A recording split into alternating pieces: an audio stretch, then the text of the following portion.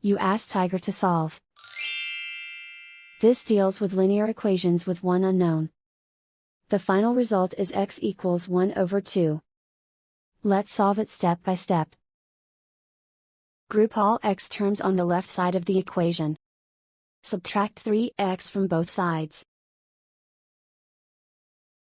Group like terms. Simplify the arithmetic. Group like terms. Simplify the arithmetic.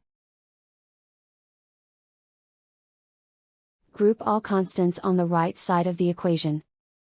Subtract 6 from both sides.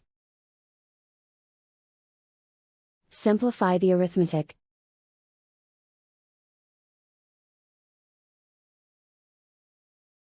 Isolate the x. Divide both sides by 2. Simplify the fraction. And so the final result is x equals 1 over 2.